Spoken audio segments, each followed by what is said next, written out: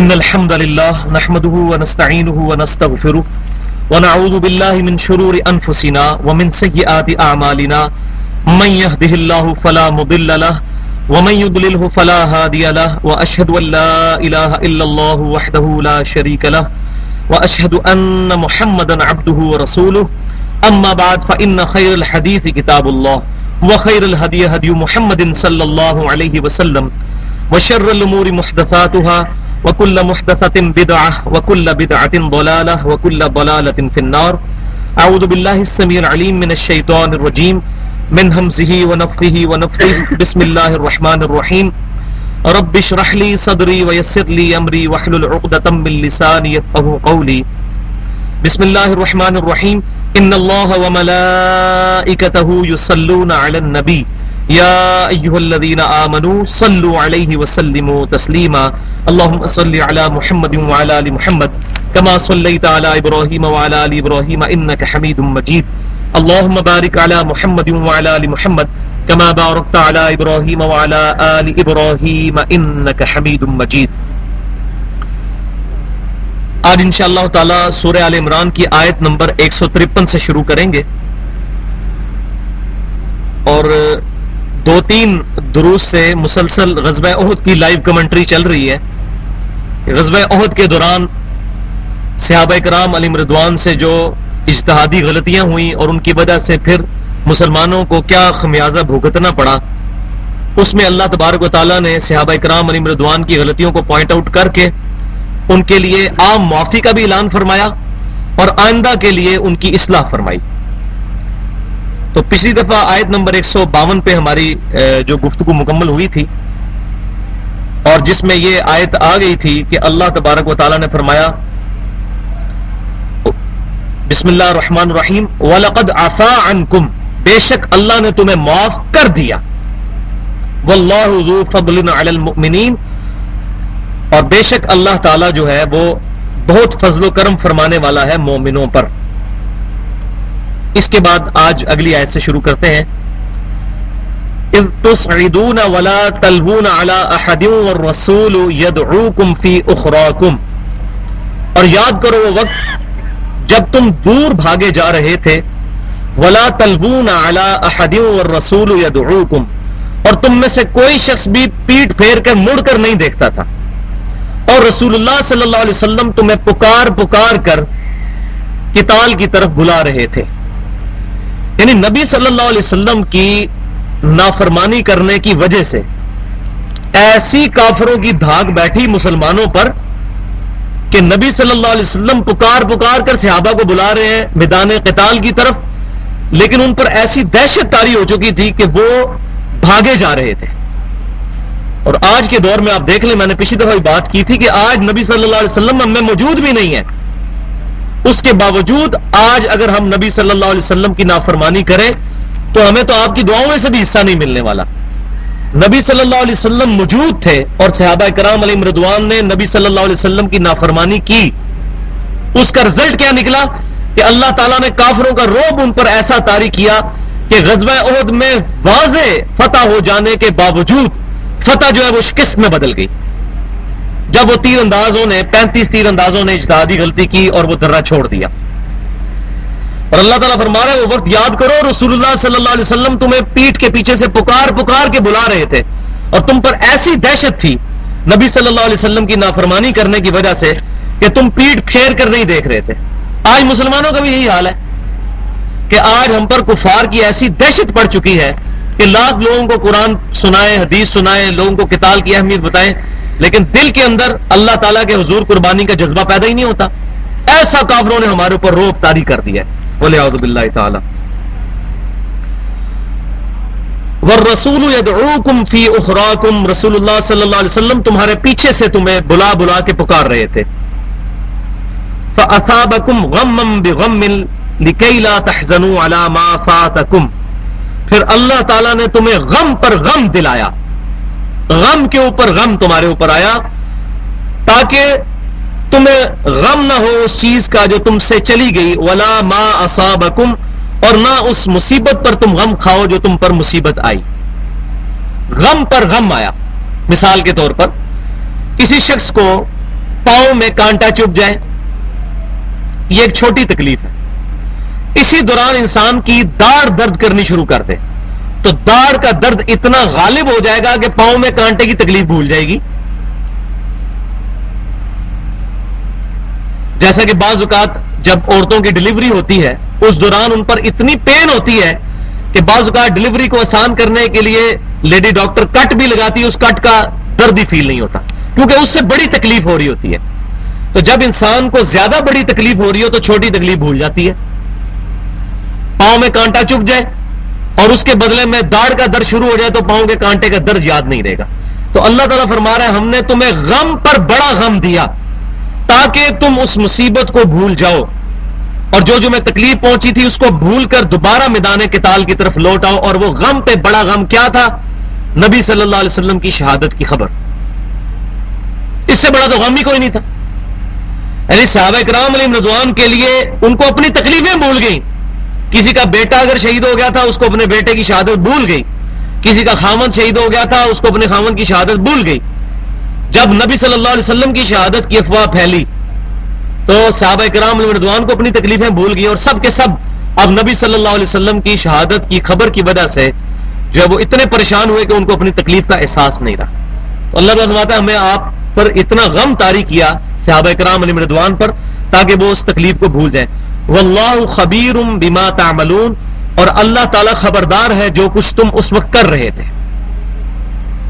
ثم انزل علیکم من بعد الغم امنۃ نعاسا، پھر اللہ تبارک و تعالیٰ نے غم کے بعد تم پر سکینت اور امن اور سکون نازل فرمایا. اور وہ سکون کس حالت میں تھا؟ نعاسا یغشا طائفۃ منکم، کہ تم میں سے ایک گروہ ایسا تھا جس پر غنودگی تا رہی تھی، نیند آ رہی تھی. اور نیند انسان کو کس وقت آتی ہے؟ جب انسان کو کوئی غم نہ ہو. جب تکلیف اور پریشانی ہو پھر نیند تو نہیں آتی، نیند تو اڑ جاتی ہے. تو اللہ تبارک و تعالیٰ نے مسلمانوں پر نیند کا غلبہ کیا کیونکہ نیند کی وجہ سے انسان فریش ہو جاتا ہے. یہ نیند کی خاصیت.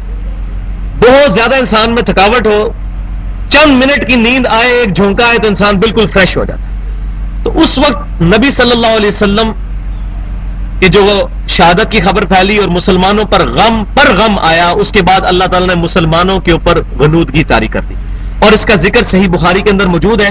سیدنا طلحہ رضی اللہ تعالیٰ عنہ کہتے ہیں کہ اس دن ہم تلوار اٹھاتے تھے تو اتنی نیند کا غلبہ تھا کہ تلوار ہمارے ہاتھ سے چھوٹ جاتی تھی، پھر اٹھاتے تھے پھر چھوٹ جاتی تھی. نیند پر کنٹرول نہیں رہا تھا ہمارا. تو اس نیند کی برکت سے مسلمانوں کو اللہ تبارک و تعالیٰ نے وہ غم دور کر دیا. ویسے بھی دنیا کے اندر جب کوئی تکلیف ہو انسان سو کر اٹھے تو بڑا فریش ہو جاتا ہے، اس کا غم جو ہے وہ تازہ نہیں رہتا اس طرح. تو صحابہ کرام علیہم رضوان پر غنودگی چھا گئی اور پھر انہوں نے دل جمی کے ساتھ نبی صلی اللہ علیہ وسلم کے ساتھ مل کر مقابلہ کیا. اور میں نے پچھلی دفعہ بھی اس کے پورے خاکے میں بتایا تھا. پھر اللہ تبارک و تعالیٰ نے دوبارہ شکست کو، اس درجے کی فتح میں تو نہیں لیکن کم از کم کافروں کو وہاں سے ٹال دیا. یہ برکت ظاہر ہوئی کہ مسلمانوں کی روب کی وجہ سے کافر پھر دوبارہ حملہ نہیں کر سکے. جو انہوں نے نقصان پہنچانا تھا، نبی صلی اللہ علیہ وسلم کے مبارک داؤد شہید ہوئے، وہ پچھلی دفعہ آیات گزر چکی ہیں، لیکن اس کے بعد ان کی ہمت نہیں ہوئی کہ دوبارہ سے حملہ کریں. تو اللہ تبارک و تعالیٰ نے مسلمانوں کے اوپر ایسی کیفیت طاری فرمائی. غزوہ احد کے دن دو صحابہ کرام کی جو بہادری ہے اس کو مینشن کرنا بڑا ضروری ہے. اس میں پہلے نمبر پر سیدنا سعد بن ابی وقاص ہیں رضی اللہ تعالیٰ عنہ. سیدنا علی رضی اللہ تعالیٰ عنہ کہتے ہیں، بخاری اور مسلم کی متفق علیہ حدیث ہے کہ میں نے اپنی زندگی میں کسی شخص کے لیے نبی صلی اللہ علیہ وسلم کو یہ فرماتے نہیں سنا کہ میرے ماں باپ تجھ پہ قربان. لیکن سیدنا سعد بن ابی وقاص کے لیے اس دن نبی صلی اللہ علیہ وسلم نے اپنے ماں باپ کو جمع فرمایا اور آپ بار بار کہہ رہے تھے سعد میرے ماں باپ تجھ پہ قربان، تیر چلاتا جا. تو نبی صلی اللہ علیہ وسلم کے دفاع کے لیے وہ تیر چلاتے جاتے تھے اور آپ صلی اللہ علیہ وسلم کی حفاظت فرما رہے تھے. اور صحیح مسلم میں تو الفاظ موجود ہیں، آپ صلی اللہ علیہ وسلم نے انصار سے پکار کے فرمایا کون ہے جو اللہ کے نبی کی جان بچائے اور جنت میں میرا پڑوس حاصل کر لے. ایک انصاری آگے بڑھا اور لڑتا ہوا شہید ہوا، پھر دوسرا، تیسرا، چوتھا، پانچواں، چھٹا، ساتواں، لائن وار وہ لوگ شامل ہوئے اور اپنی پکی سیٹ کرواتے گئے جنت میں نبی صلی اللہ علیہ وسلم کا پڑوس. سب سے بڑی چیز جنت میں جو حاصل ہو سکتی ہے اللہ کے دیدار کے بعد وہ نبی صلی اللہ علیہ وسلم کا مبارک پڑوس ہے. تو اس دن انصار نے قربانیاں اس طرح پیش کی اور سعد بن ابی وقاص رضی اللہ تعالیٰ عنہ نے تیر چلا کر نبی صلی اللہ علیہ وسلم کی ظاہری اسباب کے تحت، بچانے والا تو اللہ تعالیٰ، لیکن ظاہری سبب اللہ تعالیٰ نے سعد بن ابی وقاص رضی اللہ تعالیٰ عنہ کو بنا دیا اور آپ رضی اللہ تعالیٰ عنہ کا ہاتھ بھی شل ہو گیا اس دوران. اور دوسری ہستی سیدنا طلحہ، صحابہ اکرام کہتے ہیں کہ غزوہ احد کا دن طلحہ کا دن تھا اور طلحہ رضی اللہ تعالیٰ عنہ عرب کے شیروں میں سے شیر تھے. انہوں نے نبی صلی اللہ علیہ وسلم کو اپنے مبارک، آپ کے جسم مبارک کو اپنے کندھوں پر اٹھا کر پہاڑ کے اوپر چڑھ گئے اور نبی صلی اللہ علیہ وسلم کا دفاع فرمایا. جس دن کے چند صرف 12 صحابہ حضور کے ساتھ رہ گئے تھے اور باقی سب کے سب کفار کی دہشت کی وجہ سے بھاگ گئے تھے. سیدنا طلحہ رضی اللہ تعالیٰ عنہ میں شامل تھے. اور جامعہ ترمذی میں حدیث ہے کہ نبی صلی اللہ علیہ وسلم بیٹھے ہوئے تھے تو ایک شخص نے سوال کیا، یہ مناقب سیدنا طلحہ کے اندر موجود ہے جامعہ ترمذی میں صحیح سند کے ساتھ. ایک شخص نے سوال کیا کہ کیا اس وقت روئے ارض پہ کوئی ایسا شخص موجود ہے جس نے اپنا سارا کام کر دیا ہو، جس نے مسلمان ہونے کا حق ادا کر دیا ہو، جس نے اللہ تعالیٰ کے لیے اپنی کمٹمنٹ پوری کر دی ہو؟ تو صحابہ کرام کہتے ہیں آپ صلی اللہ علیہ وسلم خاموش ہو گئے. تھوڑی دیر بعد سیدنا طلحہ وہاں پر آئے سبز کپڑے پہنے ہوئے. اس سے یہ پتا چلا کہ سبز کپڑے پہننا بھی صحابہ کرام سے ثابت ہے اور قرآن پاک میں موجود ہے جنتیوں کا لباس بھی سبز ہوگا. سبز رنگ کے ساتھ ہمیں کوئی چڑ نہیں ہے. اگر سکھ داڑھی رکھتے ہیں تو اس کی وجہ سے داڑھی کے ساتھ تو چڑ نہیں ہو سکتی، سنت تو سنت ہی رہے گی. اسی طریقے سے اگر چند اہل بدعت میں سے کئی لوگوں نے سبز رنگ کو اپنا شعار بنا لیا تو اس کی وجہ سے سبز رنگ سے ہمیں نفرت نہیں ہو سکتی. تو سیدنا طلحہ رضی اللہ تعالیٰ عنہ نے سبز رنگ کا لباس پہنا ہوا تھا. تو نبی صلی اللہ علیہ وسلم نے فرمایا وہ سوال کرنے والا کدھر گیا؟ پھر آپ صلی اللہ علیہ وسلم نے فرمایا یہ ہے شخص جس نے دنیا میں آنے کا اپنا مقصد پورا کر دیا ہے. غزوہ احد کے دن اس نے نبی صلی اللہ علیہ وسلم کے لیے اپنی جان کا نذرانہ پیش کرنے سے بھی درگزر نہیں کیا. اپنی طرف سے تو انہوں نے کوشش کر دی کہ نبی صلی اللہ علیہ وسلم کے لیے اپنی جان قربان کر دیں، وہ تو اللہ تعالیٰ نے ان کو محفوظ کیا. تو سیدنا سعد بن ابی وقاص اور سیدنا طلحہ رضی اللہ تعالی عنہما، اللہ تعالیٰ قیامت والے دن ہمیں ان کا ساتھ نصیب فرمائے. اب یہ سائملٹینیس کنٹراسٹ آ رہا ہے. یہ تو مومنین کا کردار تھا، اب آ رہا ہے منافقین کا. اس کے ساتھ ہی وَطَائِفَةٌ قَدْ أَهَمَّتْهُمْ أَنفُسُهُمْ يَظُنُّونَ بِاللَّهِ غَيْرَ الْحَقِّ، اور ایک جماعت ایسی تھی اس دن جن کو اپنی جانوں کا فکر پڑا ہوا تھا اور وہ اللہ تعالیٰ کے بارے میں بدگمانی کر رہے تھے. کون سی بدگمانی؟ ظن الجاہلیہ، جاہلیت کے زمانے کی جو بدگمانیاں تھی وہ لوگ کر رہے تھے. یہ وہ منافقین تھے جو اوپر سے تو مسلمان تھے اور ظاہر ہے کہ اس وقت تک منافقین کا پردہ چاک نہیں ہوا تھا. اوپر سے تو کلمہ کو مسلمان تھے، ان کو منافق تو کہا نہیں جا سکتا تھا. یہ تو آج کی ڈیٹ میں ہمیں پتا نا کہ منافق کون تھا، اس وقت تو نہیں پتا چلتا تھا. نبی صلی اللہ علیہ وسلم کو اللہ تعالیٰ نے نام بتا دیے تھے لیکن آپ صلی اللہ علیہ وسلم کو اس وقت اجازت نہیں تھی. غزوہ تبوک کے بعد آپ نے پھر اعلان جو ہے منافقین کو ایک ایک کر کے مسجد سے باہر نکالا اور ان کی جو مسجد درار تھی اس کو بھی جو ہے وہ مسمار کر دیا. وہ آ جائے گا آگے چل کر ذکر سورہ توبہ کے اندر.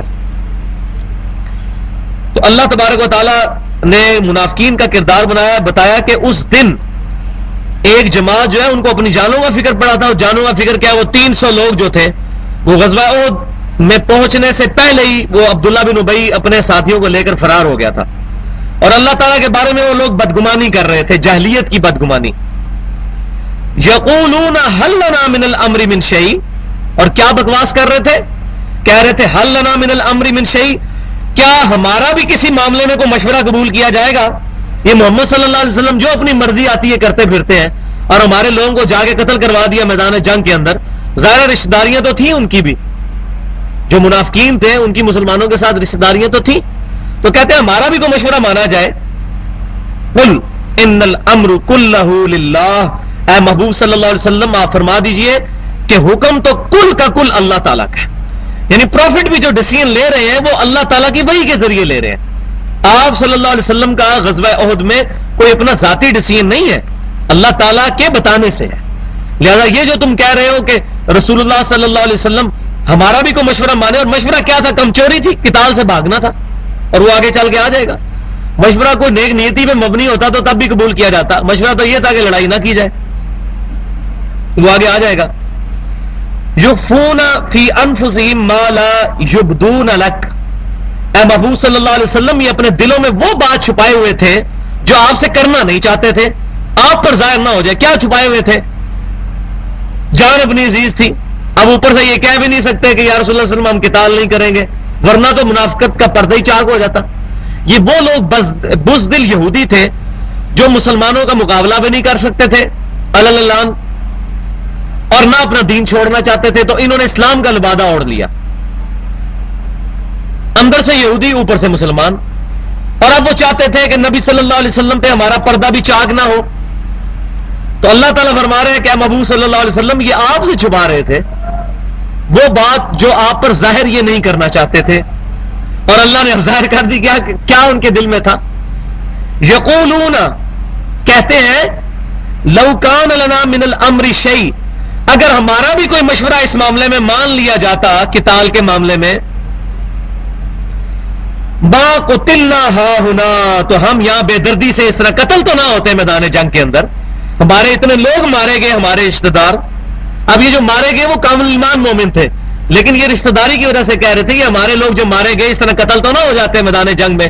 اگر ہمارا مشورہ مانا ہوتا اور صلح صفائی سے کام لیا جاتا, قتال نہ کیا جاتا, تو یہ لوگ قتل تو نہ ہوتے یہاں پہ.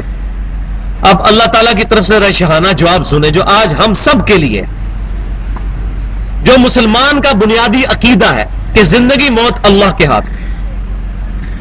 کوئی شخص نہ کسی کی جان اللہ کی مرضی کے بغیر لے سکتا ہے اور نہ کسی کی جان بچا سکتا ہے.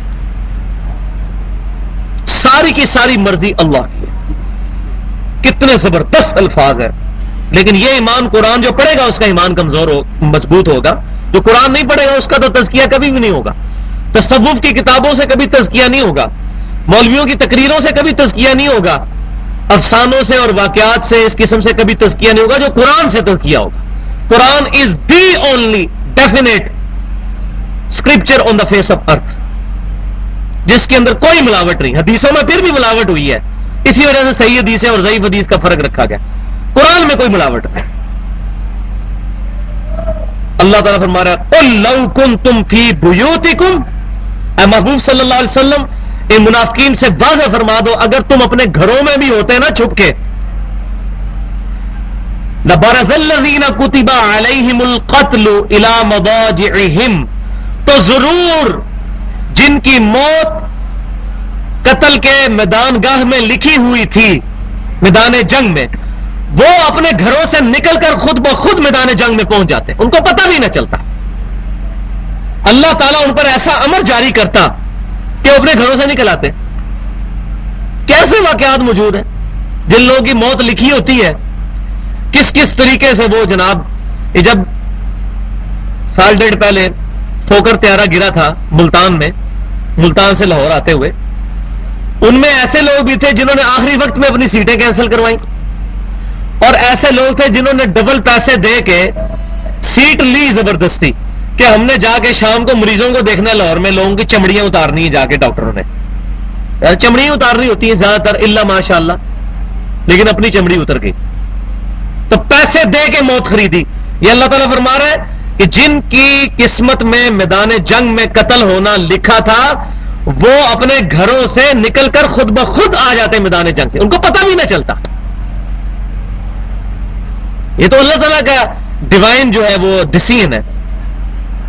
لیکن اللہ تعالیٰ کیا کرتا ہے, وَلِيَبْتَلِيَ اللَّهُ مَا فِي صُدُورِكُمْ, اللہ تعالیٰ اس طرح کے معاملات سے تمہارے دلوں کو آزماتا ہے. اللہ کو تو پتا ہے, لیکن لوگوں کے سامنے تمہاری منافقت ظاہر کر دیتا ہے کہ تم میں سے کون قتال کا شوقین ہے اور کون قتال سے جان چھڑانے والا ہے. وَلِيُمَحِّصَ مَا فِي قُلُوبِكُمْ, اور اللہ تعالیٰ تمہارے دلوں کا میل کچیل صاف کرنا چاہتا ہے. یعنی کسی کے دل کے اندر اگر کمزوری بھی موجود تھی تو اللہ تبارک و تعالیٰ نے میدان جنگ کے اندر لا کے ان کی یہ کمزوری بھی دور کر دی, ان کو صاف ستھرا کر دیا. اور واللہ علیم بذات الصدور, اور اللہ تعالیٰ خوب جاننے والا ہے جو کچھ سینوں کے اندر راز موجود ہے, وہ بھی اللہ تعالیٰ سے چھپے ہوئے نہیں ہیں. اب وہ پھر دوبارہ آیت آ گئی ایک دوسرے انداز میں. یہاں میں ایک بات بھی عرض کر دوں اسی کانٹیکسٹ میں کہ اس آیت سے کوئی تقدیر کا یہ معنی نہ لے لے کہ کوشش نہیں کرنی چاہیے جان بچانے کی, کہ ایک بندہ جا کے جی ٹی روڈ پہ کھڑا ہو جائے اور سامنے سے جو ہے وہ 24 ویلر جو ہے ٹریلر کے سامنے جا کر کھڑا ہو جائے کہ جی بس جو اگر زندگی لکھی ہوئی ہے تو انسان نے بچنا ہے تو بچ جائے گا. ایسا نہیں, کوشش ضرور کریں گے. صحیح مسلم میں حدیث ہے, سیدنا ابو ہریرہ رضی اللہ تعالیٰ عنہ کو نبی صلی اللہ علیہ وسلم نے بیان فرمایا نصیحتاً, اے ابو ہریرہ رضی اللہ تعالیٰ, اپنے لیے نفع بخش چیز کے لیے پوری کوشش کرو اور سستی نہ کرنا اور کاہلی کا مظاہرہ نہ کرنا. کوشش کرنے کے بعد اللہ سے مدد طلب کرنا. پھر اگر تمہیں کوئی فائدہ پہنچے تو اللہ کا شکر ادا کرنا, اور اگر کوئی نقصان پہنچے تو کہنا جو اللہ کی مرضی. یہ نہ کہنا کہ اگر میں یہ کر لیتا تو یہ ہو جاتا. یہ اگر اور مگر شیطان کا دروازہ کھول دیتا ہے. یہ حدیث کے الفاظ ذرا دیکھیں, اگر اور مگر شیطان کا دروازہ کھول دیتا ہے. اپنی کوشش کرنا, کاہلی اور سستی نہ کرنا. یہ نہ ہو کہ کم چوری کرے کوئی بندہ, دیانتداری کے ساتھ دکان پہ نہیں بیٹھتا, کم چوری کرتا ہے, محنت نہیں کرتا, اور اس کے بعد کہتا ہے جی میری دکان جو خراب ہو گئی ہے, میرا کاروبار ٹھپ ہو گیا, چلو جی جو اللہ کی مرضی. اس طرح نہیں, اپنی طرف سے پوری کوشش کرنا. اس کے بعد اگر نقصان ہو تو کہنا اللہ کی مرضی, اور اگر فائدہ ہو تو اللہ تعالیٰ کا شکر ادا کرنا. یہ نہ کہنا کہ اگر میں یہ کر لیتا تو یہ ہو جاتا, اگر یہ کر لیتا تو یہ ہو جاتا. مثال کے طور پر اگر کوئی یہ کہے کہ اگر 17 اگست 1988 میں ضیاء الحق جو ہے وہ اپنے طیارے میں نہ بیٹھتا تو شاید بچ جاتا, کبھی بھی نہ بچتا. اگر اس کی موت لکھی ہوئی تھی, یقیناً لکھی ہوئی تھی. آج تو ہم کہہ سکتے ہیں کہ 17 اگست 1988 کو اس کی موت لکھی ہوئی تھی. وہ جہاز میں بیٹھتا یا نہ بیٹھتا اس نے مرنا ہی تھا. اسلم بے کی نہیں لگی ہوئی تھی, وہ اینڈ ٹائم پہ ڈراپ ہو گیا. باقی 17 جرنیلوں کی لکھی ہوئی تھی, مر گئے. لیکن کوشش اپنی طرف سے ضرور کی جائے. ان الذین تولوا منکم, بے شک وہ لوگ جو کہ پیٹ پھیر کے بھاگ گئے تھے. کس دن؟ یوم التقل جمعان, جبکہ دو جماعتیں آمنے سامنے ہوئی تھیں غزوہ احد کے اندر, ایک کافر اور مسلمان. اس دوران جو مسلمان پیٹ پھیر کے بزدلی دکھا کر بھاگ گئے تھے وہ کس وجہ سے ہوا تھا؟ انما استزلهم الشیطان, بے شک شیطان نے ان کو پھسلا دیا تھا.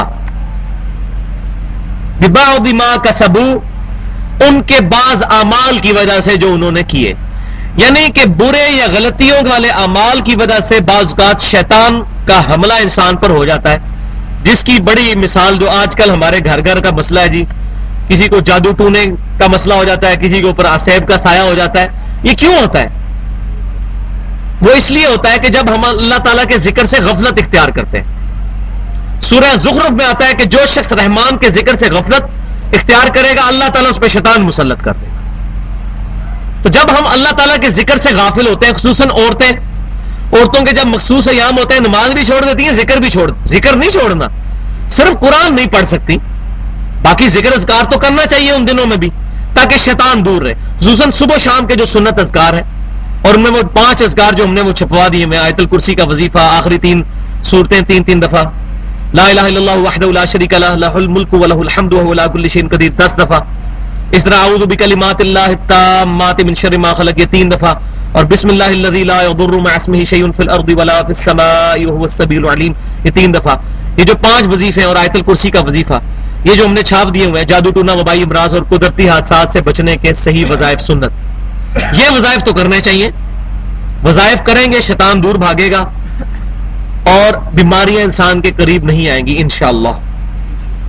تو اللہ تعالیٰ فرما رہا ہے شیطان نے پھسلا دیا تھا ان کو اس دن اپنی بعض کمزوریوں کی وجہ سے. اس سے یہ بھی پتا چلا کہ صحابہ کرام علیہم رضوان کامل الایمان مؤمن ہونے کے باوجود شیطان سے محفوظ نہیں ہے. اگر صحابہ کرام محفوظ نہیں ہے تو امام حنیفہ رحمۃ اللہ علیہ، امام شافعی رحمۃ اللہ علیہ، امام احمد بن حنبل رحمۃ اللہ علیہ، امام مالک رحمۃ اللہ علیہ، امام بخاری، امام مسلم، یہ بڑے بڑے بزرگان دین جن کی جوتیوں کے برابر بھی نہیں ہیں ہم لوگ، یہ بھی شیطان سے محفوظ نہیں ہے. ان پہ بھی شیطان کا حملہ ہو سکتا ہے. شیطان سے محفوظ صرف اللہ کے مخلص بندے ہیں جن کو اللہ نے اپنے لیے خالص کر لیا، اور وہ صرف انبیاء کرام ہیں علیہم السلام. انبیاء کے علاوہ کوئی بھی اللہ کا مخلص بندہ نہیں ہے. مخلص بندہ، مخلص تو ہم ہو سکتے ہیں کہ ہم اللہ کے لیے اخلاص شو کریں، مخلص بندہ صرف انبیاء کرام ہے جن کو اللہ خالص کر لے اپنے لیے. اس لیے کہتے ہیں ہم کہ امام اپنا اس کو بناؤ کہ جو اللہ تعالیٰ نے ہمارا امام بنایا ہے. ما ضل صاحبکم وما غوا، تمہارے نبی نہ کبھی بہکے ہیں نہ کبھی بے راہ چلے ہیں. تو صحابہ کرام علیہم رضوان پر بھی شیطان کا حملہ ہو سکتا تھا، اور یہ دیکھ لیں ہم غزوہ احد کے معاملے میں ہوا. بخاری اور مسلم کی متفق علیہ حدیث ہے، نبی صلی اللہ علیہ وسلم نے فرمایا کہ ہر شخص کے ساتھ ایک شیطان لگا ہوا ہے. ایک صحابی نے بڑی جرأت کر کے پوچھا یا رسول اللہ صلی اللہ علیہ وسلم آپ کے ساتھ بھی؟ آپ نے فرمایا صلی اللہ علیہ وسلم ہاں میرے ساتھ بھی، لیکن اللہ تعالیٰ نے مجھے اس پر طاقت دی، میں نے اس کو مسلمان کر لیا ہے، وہ مجھے اب نیکی کا ہی مشورہ دیتا ہے. نبی صلی اللہ علیہ وسلم کے علاوہ کسی کے ساتھ بھی کوئی ایسا شیطان نہیں جو نیکی کا مشورہ دیتا ہو، چاہے سیدنا ابوبکر، عمر، عثمان و علی رضی اللہ عنہم اجمعین ہی کیوں نہ ہو. تو آئیڈیل ذات صرف نبی صلی اللہ علیہ وسلم کی ہے.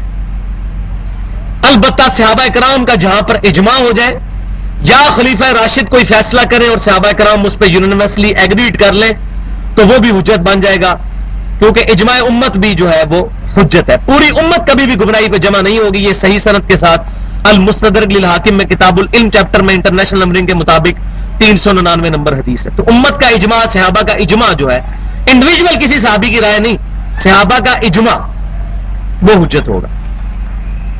تو اللہ تعالیٰ فرماتا ہے کہ شیطان نے پھسلا دیا تھا ان لوگوں کو. ظاہر نبی صلی اللہ علیہ وسلم کو چھوڑ کر سارے بھاگے سوائے 12 بندوں کے جو صحیح بخاری میں موجود ہے. وَلَقَدْ عَفَى اللَّهُ عَنْهُمْ، بے شک اللہ تعالیٰ نے ان کو معاف کر دیا. پاسٹ ٹینس کا صیغہ ہے، معاف کر دیا. لہذا آج اگر کوئی رافضی صحابہ کرام پر لعن طعن کرتا ہے اور ان آیتوں کو پڑھ کر صحابہ کرام کے بارے میں کوئی بکواس کرتا ہے تو اسے اپنی آخرت کی فکر کرنی چاہیے. وَلَقَدْ عَفَى اللَّهُ عَنْهُمْ، بے شک اللہ تعالیٰ نے ان کو معاف کر دیا. اور اس کانٹیکسٹ میں وہ آیت پچھلی دفعہ صحیح بخاری کی حدیث سیدنا عثمان غنی رضی اللہ تعالیٰ عنہ کے بارے میں ڈیٹیل سے بیان کر چکا ہوں کہ سیدنا عثمان بھی اس دن شامل تھے ان لوگوں میں جو غزوہ احد میں بھاگ گئے تھے، اور میں نے ڈیٹیل سے وہ صحیح بخاری کی حدیث پچھلی دفعہ بیان کی تھی آیت نمبر 152 کے تحت. وہ پچھلی ویڈیو دیکھ لیں، اس میں موجود ہے. ان اللہ غفور حلیم، بے شک اللہ تعالیٰ بخشنے والا ہے اور برداشت کرنے والا ہے.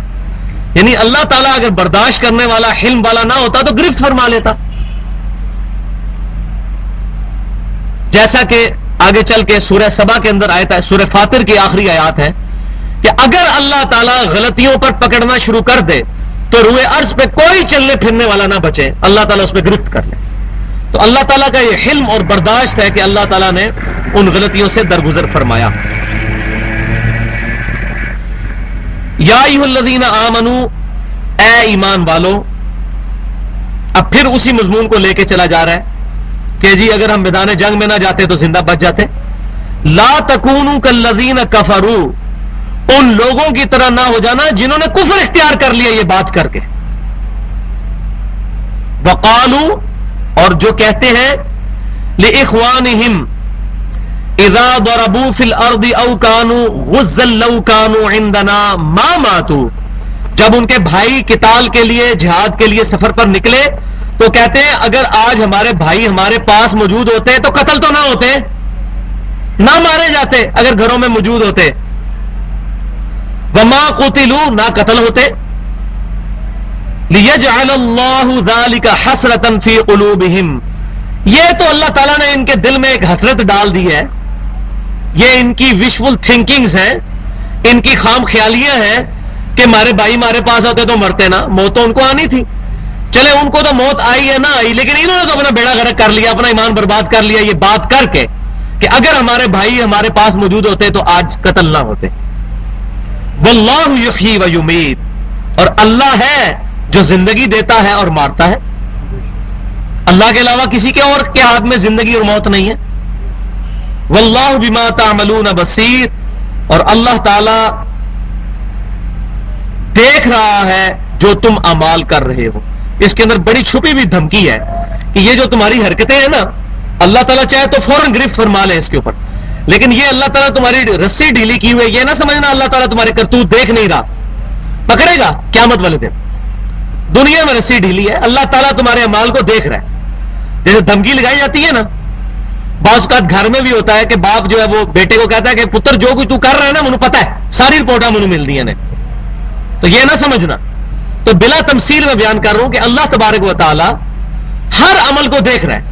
تو یہ جو صرف نظر فرما رہا ہے یہ اللہ تعالیٰ کی رحمت ہے, اس سے ناجائز فائدہ نہ اٹھایا جائے بلکہ اللہ تعالیٰ کی طرف رجوع لایا جائے. وَلَئِن قُتِلْتُمْ فِي سَبِيلِ اللَّهِ, اللہ تعالیٰ فرما رہا ہے ظالموں اس بات پہ غور کرو, اگر تم واقعی مارے جاؤ اللہ کی راہ میں, اس سے بڑی کیا خوش نصیبی ہو سکتی ہے. او متم, یا تم مر جاؤ, یا شہید ہو جاؤ میدان جنگ میں, یا اللہ کے لیے نکلے ہو اور قتل کر دیے جاؤ. اللہ کے لیے نکلنا, قتال کے لیے بھی نکلنا ہے, علم دین حاصل کرنے کے لیے بھی نکلنا ہے. صحیح مسلم میں حدیث موجود ہے, نبی صلی اللہ علیہ وسلم نے فرمایا جب بھی کوئی جماعت قرآن کی تعلیم کے لیے کسی جگہ پر جمع ہوتی ہے, فرشتے ان کو ڈھانپ لیتے ہیں, اللہ تعالیٰ کی طرف سے اطمینان ان پر نازل ہوتا ہے ان ذکر کی محفلوں پہ. ذکر کی محفلیں اللہ والی نہیں, جہاں پر قرآن کی دعوت, قرآن سیکھا اور سکھایا جا رہا ہو.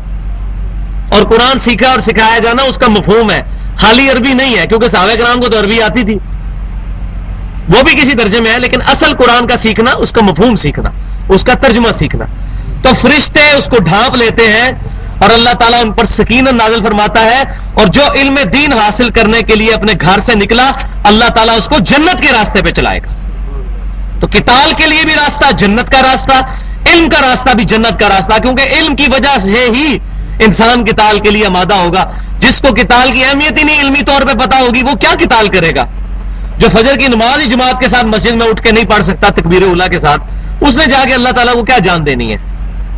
تو اللہ تعالیٰ فرما رہے اے بدقسمتوں, اگر واقعی تم قتل ہو جاؤ یا مر جاؤ اللہ کی راہ میں, لَمَغْفِرَةٌ مِّنَ اللَّهِ وَرَحْمَةٌ, تو اللہ کی طرف سے بخشش اور رحمت ہے. اس سے بڑی اور رحمت کیا ہوگی کہ اللہ کی راہ میں قتل کر دیے جاؤ.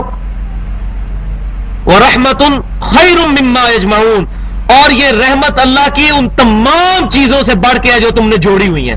یعنی دنیا کی ساری نعمتیں ایک طرف اور اللہ کی راہ میں جان کا قربان ہو جانا ایک طرف. اللہ اکبر کبیرہ والحمد للہ کثیرہ وسبحان اللہ بکرۃ واصیلا.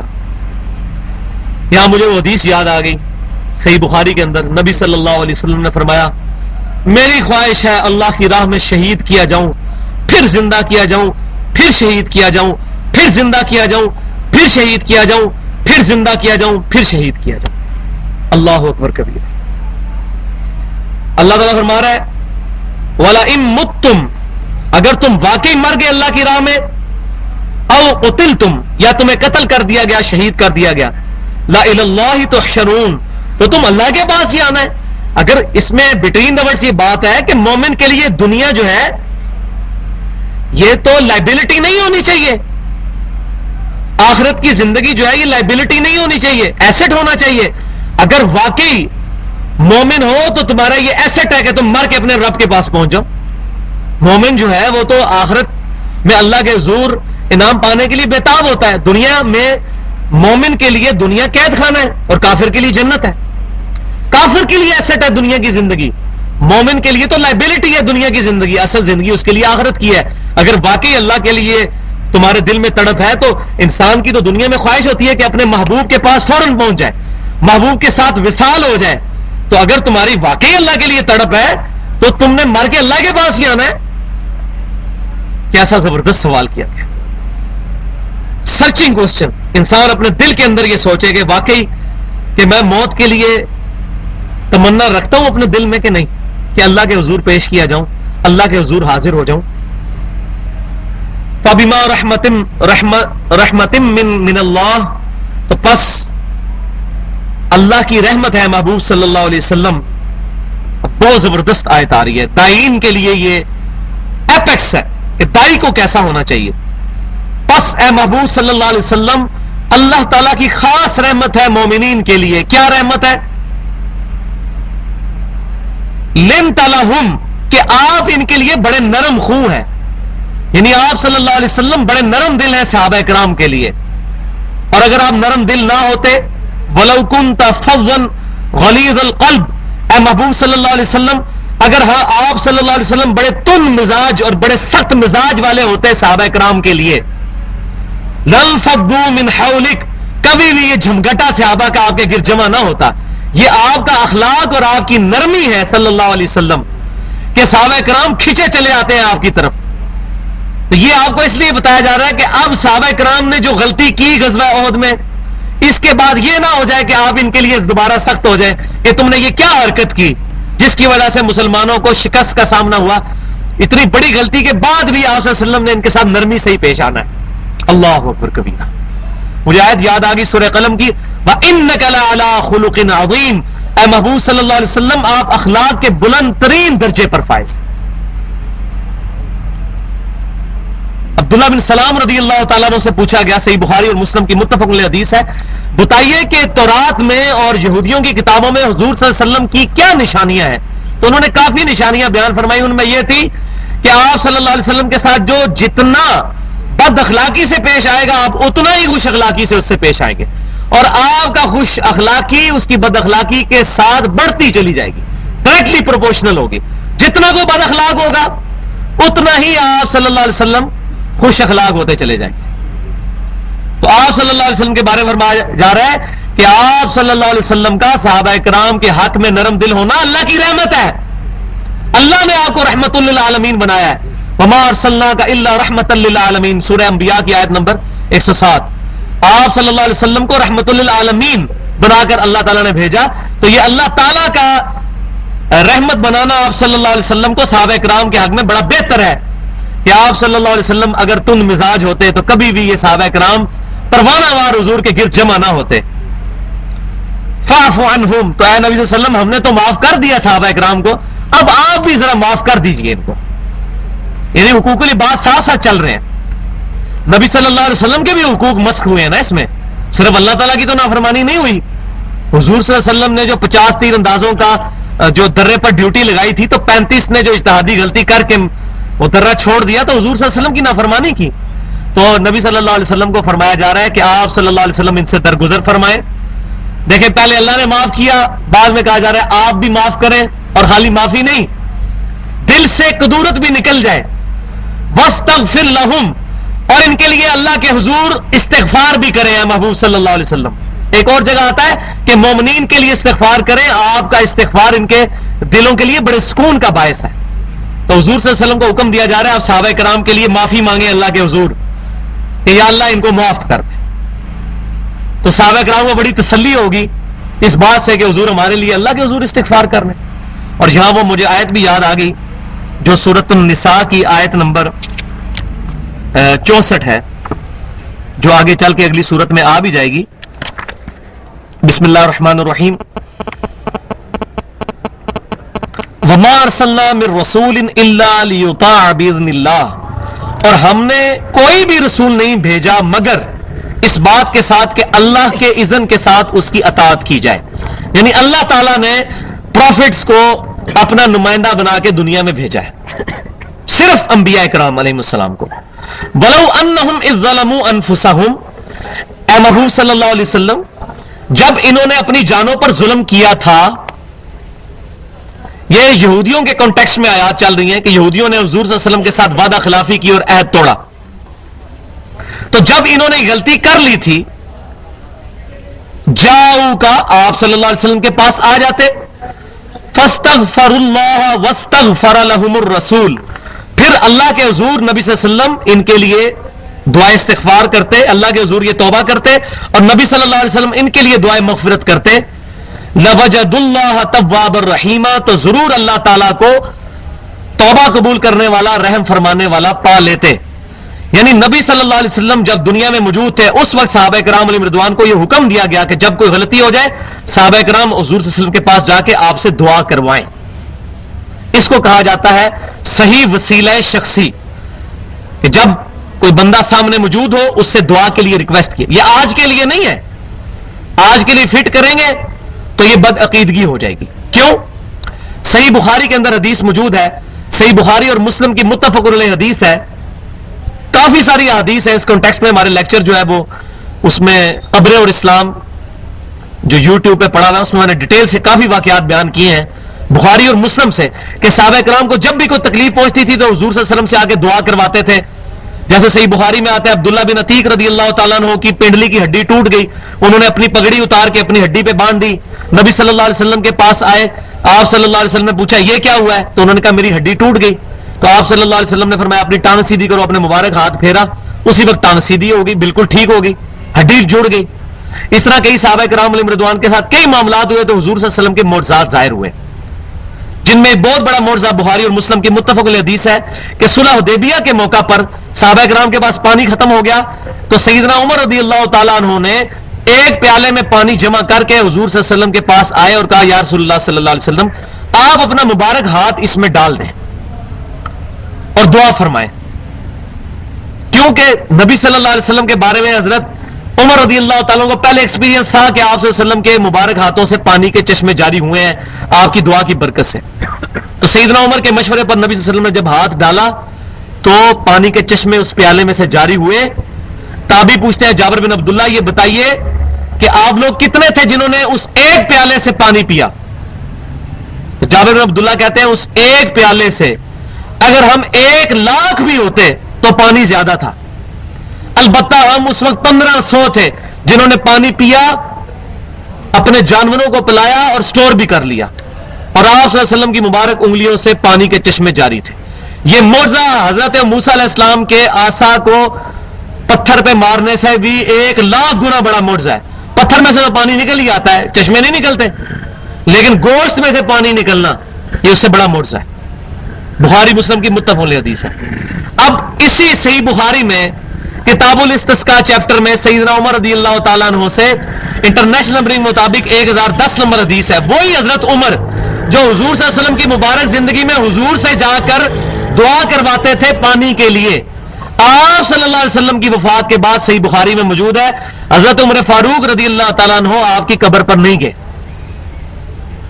ورنہ تو وہی کام کرتے. اگر دنیا والی زندگی اور آخرت کی زندگی ایک ہوتی، برزخی زندگی، قبر کی زندگی اور دنیا کی زندگی ایک ہوتی تو حضرت عمر پیالہ لے کے پہنچ جاتے قبر پہ، یا رسول اللہ صلی اللہ علیہ وسلم میں نے خود دیکھا ہے کہ آپ کو میں نے پہلے بھی مشورہ دیا تو آپ کے مبارک ہاتھوں سے پانی جاری ہوا، اب امت پیاس سے مر رہی ہے، اپنا قبر مبارک ہاتھ مبارک قبر سے باہر نکالیں تو میں جو وہ پیالے میں ڈال دیں تاکہ یہ انگلیاں جو ہیں ان سے پانی جاری ہو جائے. جیسا کہ شیخ ذکریہ صاحب نے فضائل حج اور فضائل درود میں لکھا ہے، اور فضان سنت میں الیاس قادری صاحب نے لکھا ہے کہ نبی صلی اللہ علیہ وسلم کی وفات کے 550 سال کے بعد 555 ہجری میں شیخ احمد رفائی صاحب جب قبر رسول پر حاضر ہوئے انہوں نے 2 عربی اشعار پڑھے جن کا ترجمہ تھا یا رسول اللہ صلی اللہ علیہ وسلم جب میں مصر میں تھا تو میری روح آپ کے آستانے پہ آتی تھی، آج تو میں جسم کے ساتھ آیا ہوں، اپنا مبارک ہاتھ قبر سے باہر نکالیں میں اس ہاتھ کو بوسہ دوں. تو شیخ ذکریہ صاحب اور الیاس قادری صاحب دونوں، وہ تبلیغی جماعت کے امیر جو دیوبند کی بہت بڑی جماعت ہے، یہ بریلویوں کی بہت بڑی جماعت دعوت اسلامی، اس کے امیر فضان سنت میں لکھتے ہیں مصافہ اور معانقہ کی سنتے اور اداب والے چیپٹر میں کہ 90,000 لوگوں کی موجودگی میں حضور نے اپنا ہاتھ مبارک قبر سے باہر نکال لیا، استغفر اللہ واتوب الیہ. اور پھر بریلویوں کو ڈرانے کے لیے ساتھ ذکر کر دیا کہ ان دیکھنے والوں میں شیخ عبد القادر جیلانی بھی موجود تھے تاکہ وہ انکار ہی نہ کر سکے، کیونکہ اللہ سے تو نہیں ڈرتے، 11ویں والے پیر سے بہت ڈرتے ہیں تاکہ وہ انکار کر رہے ہیں. اتنا بڑا جھوٹ. صحابہ کرام حضور کے بعد نبینا ہو گئے ہیں کہ ہم اپنے نبی کو دوبارہ دیکھ نہیں سکیں گے. حضرت فاطمہ 6 مہینے زندہ رہی ہیں، کسی نے ہنستے ہوئے نہیں دیکھا ان کو کہ میں اپنے باپ کو نہیں دیکھ سکوں گی. یہ گستاخ کہتے ہیں 550 سال کے بعد حضور صلی اللہ علیہ وسلم نے قبر مبارک سے ہاتھ مبارک نکال دیا باہر. اس سے بڑا ظلم کیا ہوگا؟ کتاب المغازی چیپٹر صحیح بخاری میں نبی صلی اللہ علیہ وسلم کی وفات کا چیپٹر ہے. جب خلافت کا جھگڑا کھڑا ہوا آپ صلی اللہ علیہ وسلم کو ابھی دفنایا بھی نہیں گیا تھا، جسم مبارک بار چارپائی میں رکھا ہوا تھا. صحابہ کرام میں اختلاف ہوگا خلیفہ کون بنے گا. کسی صحابی کو شیطان نے یہ وسوسہ نہیں دلایا کہ حضور تو ابھی موجود ہے, ابھی دفنایا نہیں گیا, حضور سے ہی پوچھ لیتے ہیں جا کے آپ کا خلیفہ کون ہے, دیکھ لیں ابھی دفنایا نہیں گیا. تو آپ کی اگر وہ زندگی دنیا کی سی زندگی ہوتی آپ کی وفات کے بعد کی, تو صحابہ کرام کہتے ہیں یا رسول اللہ وسلم آپ بتائیں آپ کا خلیفہ کون ہے, لیکن صحابہ کرام کو نہیں وسوسہ ہے. لیکن یہ بات کے گستاخ ہیں جو قبر پہ جا کے پوچھ رہے ہیں. ادھر صحابہ کرام میت جو آپ صلی اللہ علیہ وسلم کا جسم مبارک باہر ہے تو نہیں پوچھ رہے, ان کو پتا ہے کہ آپ صلی اللہ علیہ وسلم اب آخرت کی زندگی میں چلے گئے, یہ دنیا کی زندگی سے اور یہ لوگ گستاخ جا کے قبر پہ جا کے زندگی کو دنیا کی زندگی پہ قیاس کر کے پوچھ رہے ہیں. اب ان کو کوئی پوچھے کہتے ہیں آپ بزرگوں کے گستاخ ہیں. ہم کہتے ہیں کہ ہاں ہم ان تمام بزرگوں کے گستاخ ہیں جو ہمارے رسول اللہ کے گستاخ ہیں, اور یہ ہمارے ایمان کا تقاضا ہے کہ ان گستاخوں کی ہم گستاخی کریں. ہم عبداللہ بن ابی کے گستاخ ہیں, وہ نبی صلی اللہ علیہ وسلم کی گستاخیاں کیا کرتا تھا.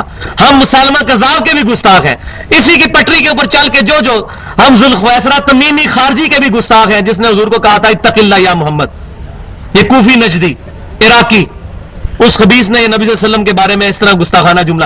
ہم ان تمام کے خلاف ہیں, سب کی گستاخی کرتے ہیں. تو صحیح وسیلہ شخصی حضرت عمر کیا کر رہے ہیں, بات کہاں سے کہاں نکل گئی.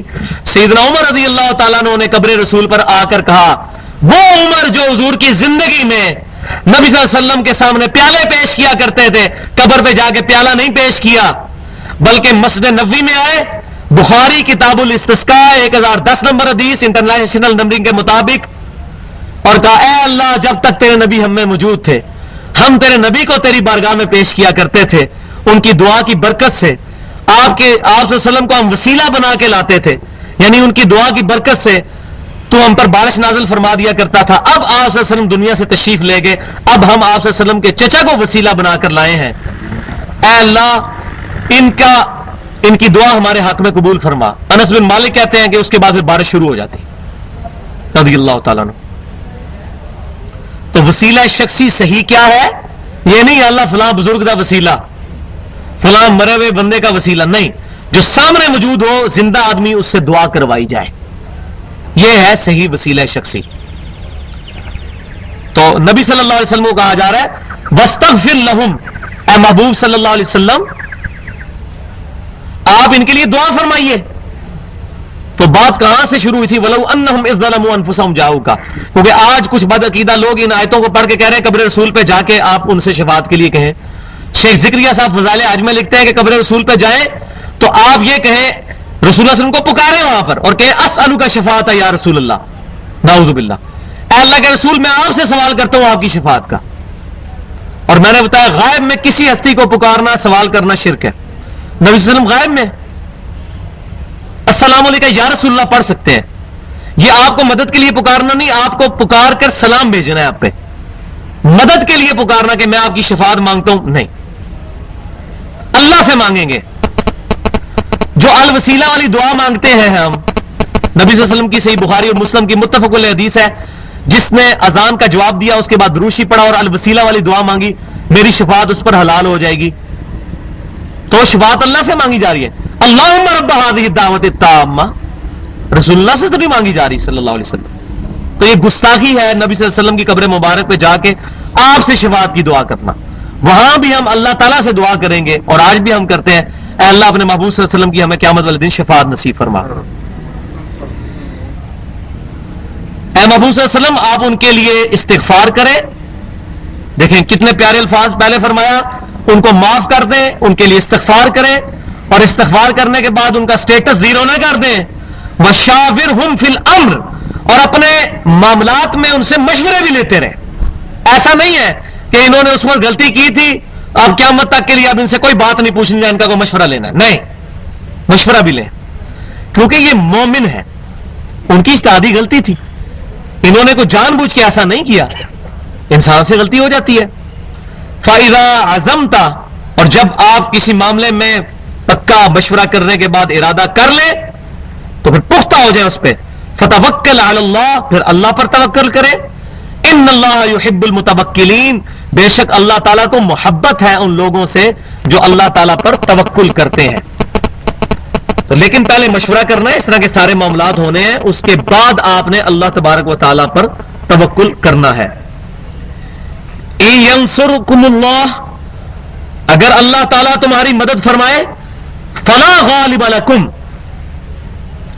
تو کوئی تم پر غالب آ ہی نہیں سکتا، ہو ہی نہیں سکتا. اللہ تمہارے ساتھ ہے تو پھر کس چیز کا غم. وَإِن يَخْذُلْكُمْ، اور اگر اللہ ہی تمہارا ساتھ چھوڑ دے.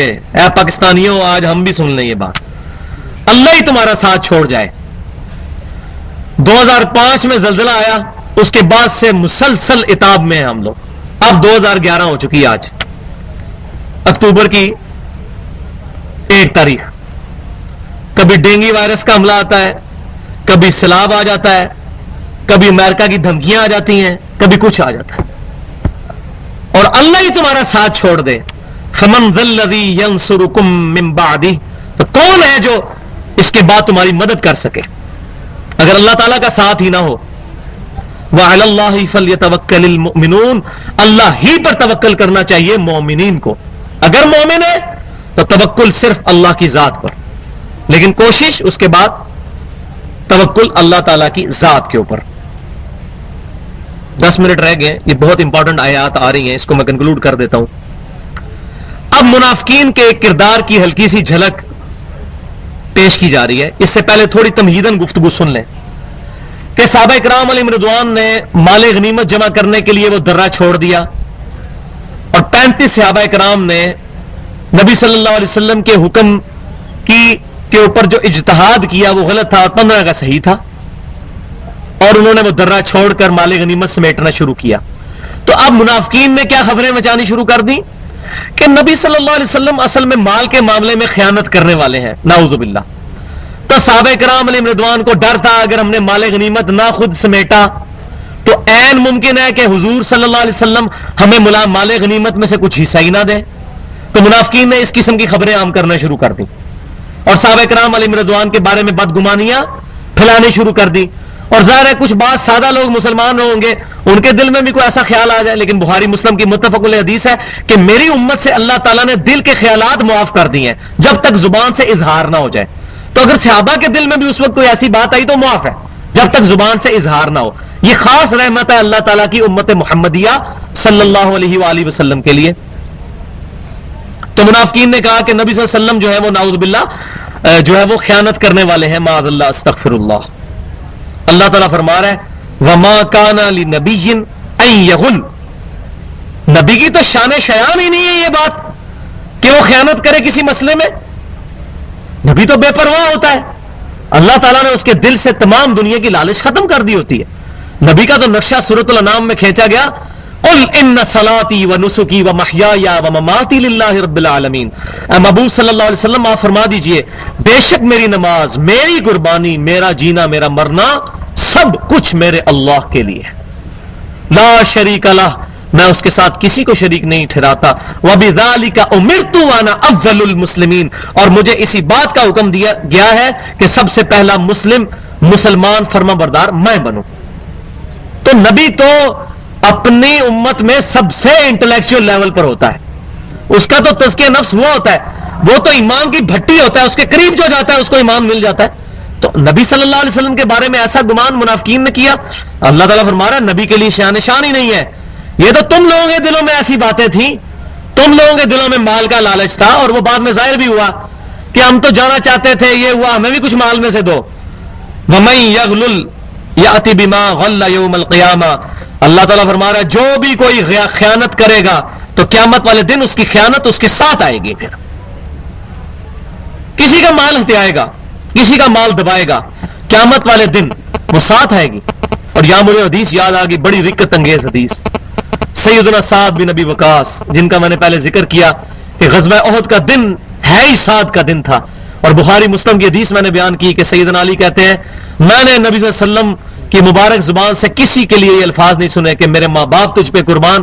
غزوہ احد کے دن نبی صلی اللہ علیہ وسلم نے سیدنا سعد کے بارے میں ایسے الفاظ، وہی سعد بن ابی وقاص رضی اللہ تعالیٰ عنہ، ان کے اوپر کوفی نجدیوں نے، یہ کوفی نجدی ہمیشہ سے یہ خباثت کرتے آئے ہیں، وہ کہتے تھے یہ نماز نہیں صحیح پڑھاتا. حضرت عمر کو خط لکھے، کبھی یہ لکھیں گے نمازیں صحیح نہیں پڑھاتا، کبھی لکھیں یہ جو ہے وہ مال غنیمت میں سے بیت المال میں سے کھا لیتا ہے، کبھی کوئی الزام.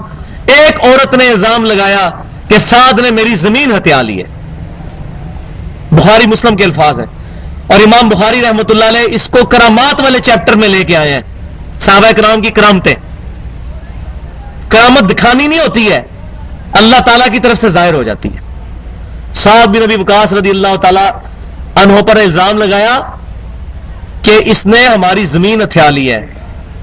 سیدنا سعد کا مقدمہ حضرت عمر کے سامنے پیش ہوا. اللہ اکبر. سیدنا سعد نے کہا کہ میں نے اپنے کانوں سے نبی صلی اللہ علیہ وسلم سے یہ بات سنی کہ جس نے کسی کی ایک بالش زمین دبا لی, زمین و آسمان کا توق اس کے گلے میں ڈالا جائے گا قیامت والے دن. بولے اعوذ باللہ. کیا میں اپنے نبی سے یہ بات سن کر بھی کسی کی زمین ہتھیا سکتا تھا؟ اللہ اکبر کبیرہ. لیکن آج ہمیں نہیں باتیں سمجھ آتی. ہم نبی صلی اللہ علیہ وسلم کی حدیث سن کر بھی اس کان سے سن کے اس کان سے نہیں, اسی کان سے ہی باہر نکال دیتے ہیں کہ ہم تو حنفی ہیں جی, ہم کیوں بخاری مسلم کے طریقے کے مطابق نماز پڑھیں جی؟ حدیثیں ہوتی ہوں گی تو ہم اسی کان سے سن کے ادھر سے ہی باہر نکال لیتے ہیں. ادھر سے نکالے تو کوئی دو باتیں دماغ میں بیٹھ بھی جائیں, ادھر سے ہی باہر کھول کے نہیں دیکھیں گے مولویوں نے کیا دھوکہ دیا ہے, بخاری مسلم میں نماز کا طریقہ کیا لکھا ہے. اور سعد بن ابی وقاص کہہ رہے ہیں کہ ایسا ہو سکتا ہے کہ میں نے نبی کی حدیث سنی ہو, اس کے بعد میں کسی کی بالش زمین یہ جو ہے وہ ہتھیا لوں. بس اتنی بات کی تو آپ رضی اللہ تعالیٰ عنہ کی زبان سے بدوا نکل گئی اس عورت کے لیے. اور اسی حدیث میں موجود ہے کہ وہ عورت جو ہے وہ اندھی ہو گئی تھی اپنے آخری زمانے میں, اور ٹھوکریں کھاتی پھرتی تھی, اور ایک دن ٹھوکر سے ایک کنویں میں گر کے مر گئی. اور اپنے آخری زندگی کے الفاظ زندگی میں وہ کہا کرتی تھی, مجھے سعد کی بدوا لگ گئی, مجھے سعد کی بدوا لگ گئی. اور سعد نے یہ کہہ دیا تھا اللہ تعالیٰ تجھے اندھا کر کے مارے, تو بدوا لگ جایا کرتی ہے. تو سعد بن ابی وقاص رضی اللہ تعالیٰ عنہ کا مجھے ذکر یاد آ گیا. تو وہ کیسے ہو سکتا ہے کہ نبی خیانت کرے؟ نبی کے ماننے والے بھی خیانت نہیں کرتے مال کے بارے میں. تو اللہ تعالیٰ فرما رہا ہے ثم توفی کل نفس ما کسبت, قیامت والے دن پھر ہر جان کو اس کے نفس کا بدلہ دے دیا جائے گا جو کچھ اس نے دنیا میں کمایا تھا. وہم لا یظلمون, اور ان پر کسی قسم کا ظلم نہیں کیا جائے گا. افمن اتبع رضوان اللہ, کیا جو کوئی اللہ تعالی کی پیروی, اللہ تعالیٰ کی رضا کی پیروی کرے, رضا حاصل کرنے کی کوشش کرے, کمم باء بسخط من اللہ, وہ اس اور جو حقدار بن گیا ہو اللہ تعالیٰ کی ناراضگی کا, اس طرح کا ہو سکتا ہے؟ یعنی اللہ تعالیٰ فرما رہے ہیں وہ شخص جو اللہ کی رضا حاصل کرنے کے لیے کوشش کرتا رہے, کمم باء بسخط من اللہ, اس شخص کی طرح ہو سکتا ہے جو اللہ کی ناراضگی کے لیے کوشش کرے. کبھی دونوں برابر نہیں ہو سکتے, مومن اور منافق برابر نہیں ہو سکتے. وَمَأْوَاهُ جہنم, اس نافرمان کا ٹھکانہ تو ہے جہنم. وَبِئْسَ الْمَصِيرُ, اور کیا ہی برا ٹھکانہ ہے. ہم درجات عند اللہ, اور لوگوں کے اللہ کے حضور وہاں پر بھی درجے ہوں گے. کہاں پر؟ دوزخ میں. یہ دوزخ کا ذکر ہو رہا ہے. جنت میں تو درجے ہوں گے, صحابہ کرام اونچے درجے میں, پھر تابعین, پھر تبع تابعین. دوستیوں کے بھی درجے ہوں گے. عبداللہ بن ابی سب سے نچلے درجے میں ہوگا, منافق. اب ابو جہل کا کفر اور ابو طالب کا کفر برابر تو نہیں ہوگا, کیسے ہو سکتا ہے؟ ابو طالب نے تو پوری زندگی حضور کے لیے لٹائی ہے. بخاری مسلم کے الفاظ ہیں, نبی صلی اللہ علیہ وسلم نے فرمایا اگر میں نہ ہوتا تو ابو طالب دوزخ کی سب سے نچلی گھاٹی میں ہوتا, کیونکہ نبی نے اس پہ دعوت پیش کی. میری وجہ سے اللہ نے اس کو نفع پہنچایا, میں نے اس کو دوزخ سے باہر نکال لیا ہے. صرف اس کے پاؤں دوزخ میں ہے جس کی وجہ سے اس کا دماغ کھولتا ہے. سب سے کم ترین عذاب ابو طالب کو ہو رہا ہے. تو ابو جہل اور ابو طالب یا ابو لہب اور ابو طالب برابر تو نہیں. تو اللہ تعالیٰ فرمایا ہم درجات عند اللہ, دوستیوں کے بھی درجے ہیں اللہ کے حضور, سارے دوست کی بھی برابر نہیں. واللہ بصیر بما یعملون, اور اللہ تعالیٰ دیکھ رہا ہے جو کچھ وہ کرتوت کر رہے ہیں. اگلی آیت امپورٹنٹ ترین قرآن کی آیت ہے, سورہ ال عمران آیت نمبر 164. لقد من اللہ علی المؤمنین اذ بعث فیہم رسولا من انفسہم. اس کے اوپر انشاءاللہ میں نے ڈیٹیل سے گفتگو کرنی ہے کہ نبی صلی اللہ علیہ وسلم کی دعوت کا منہج کیا تھا, آپ کا دعوت کا انسٹرومنٹ کیا تھا. آپ صلی اللہ علیہ وسلم کو آج فالو کرنا ہے تو قرآن کے علاوہ کون سی حدیث کی کتابیں ہیں، صحیح حدیث کیا ہوتی ہے، یہ تمام ڈیٹیل سے گفتگو اس آیت کے اوپر میرا خیال ہے شاید میں آدھا گھنٹہ اگلی دفعہ گفتگو کروں، 15 سے 20 منٹ تو کم از کم ضرور ہوگی، کیونکہ یہ امپورٹنٹ ترین آیت ہے کہ نبی صلی اللہ علیہ وسلم نے اس قرآن کے ذریعے لوگوں کی کایا پلٹی. سبحانک اللہم بحمدک اشہد ان لا الہ الا انت استغفرک واتوب الیک وما علینا الا البلاغ المبین.